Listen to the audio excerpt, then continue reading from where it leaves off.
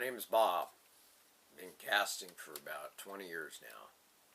And basically all we do now is we've done some movies in the past, but we mostly do TV shows, do pilots and stuff that are a good moneymaker if they take off. So we get a lot of new talent, take a lot of new talent into the agency, and we don't accept VHS tapes anymore. We accept DVDs. And basically the DVD can be like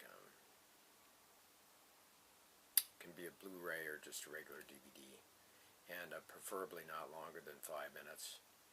First, you want to slate, you want to introduce yourself, talk about your experience a little bit. Now, if you don't have any experience, you can get lucky sometimes, like I remember on a film about 15 years ago.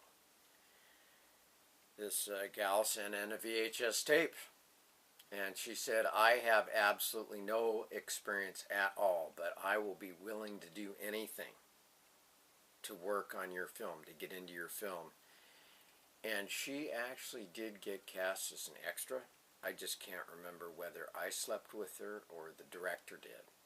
But anyways, you know, experience, if you're willing to take a chance, some people will hire you without the experience if you have something else to offer, if you know what I'm talking about there, probably. Now, after you slate, you introduce yourself, your experience or your no experience or whatever. We're going to want to see a little bit of improvisation. So basically that is kind of determines whether we'll watch the rest of the DVD or not. If we do not see good improvisation, your best bet as an actor would probably be to become a gimp and get locked in a box and only let out when you needed food or sexual favors when they needed you for that, because that's basically about all you'd be good for if you can't do improv. You don't belong in the business. So we'll look at a little bit of your improv. Then we want to look at your footage that was either shot on like a red or a 16 millimeter, 35 or whatever that's been transferred. Commercials or film or other pilots. And we want to see drama first. And it's got to be with a frickin' gun. And you got to be frickin' pointing that frickin' gun at somebody. And you got to mean it. It's all got to be about violence and guns, because that's what the media sells. That's what sells. Go to a DVD store. What do you see? Guns and violence. That's what we want. That's where the market's at right now, is guns and violence. We don't care about storylines. We don't care about how good you are or whatever. We need guns. And more guns and more guns. And if you have some footage of like shooting kids in a school, you're in like Flynn. I mean, that's what we want, is we want the violence with the guns. An example would be like, heard you been in my backyard. Neighbor told me you've been in my backyard again.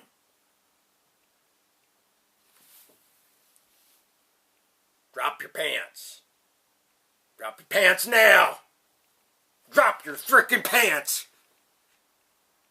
Look at that. What do you have to say for yourself? Feathers. You've been screwing my chicken, haven't you? You've been screwing my chicken, you mother. I should blow your head off right now. Now look, that's my chicken, and I screw my chicken if I want to screw my chicken. Do you understand?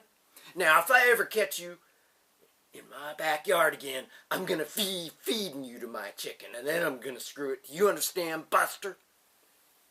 You know, you gotta have some footage that's threatening with a gun if you're a male. Now, if you're a female, you want the gun in your face. You know, that's easy to do. You go to certain parts of towns at certain times of night, certain parts of town. In the U.S., most big cities, that's just a natural occurrence. You don't have to worry about that. Put some money out there, and someone will put a gun in your face. You know, and if that doesn't work, go get a plastic toy gun at a store or something. Go into a 7-Eleven, hold the gun up, and refuse to put it down until the cops show up. That'll get you your gun footage in the face. So that's basically it. The gun footage is top priority. And you can do a little bit of comedy if you want, but most people prefer the violence. That's where the media's at right now. Comedy, just not a lot of money there. I mean, you can tell a one-liner or something like, "That bird sounds like a grasshopper on acid. Do you have any more?" Or something like that. I don't know, some one-liner or some type of comedy or whatever. If you have like a little comedy routine or something that you do, you can use that. Now, after that, maybe you can do like an ending slate or whatever. And as far as dress goes, if you're a woman and you're sending a DVD to our agency, you want to wear a bikini if you want a job. And that's an inside tip. And any other agency, they might not publicly say so, but it's a good bet. So you want to wear a bikini, and guys, you want to be wearing a suit. So that's about it for dress. That's pretty straightforward and straight up there.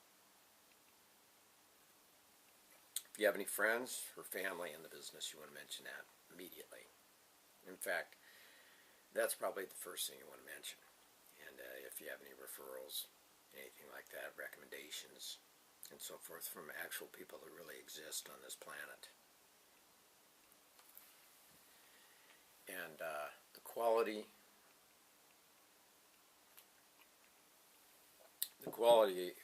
has got to be good.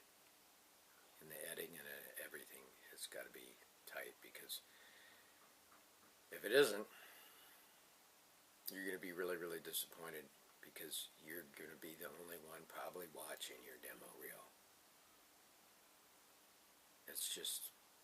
It's the nature of the business. So you want it to be good, because you're going to be watching it over and over and over again and showing it to your family and friends and talking about how good your demo reel was, and that you did make a demo reel, in fact, and that you could send it out, and that you could have porn recorded over it by various directors and people in the business.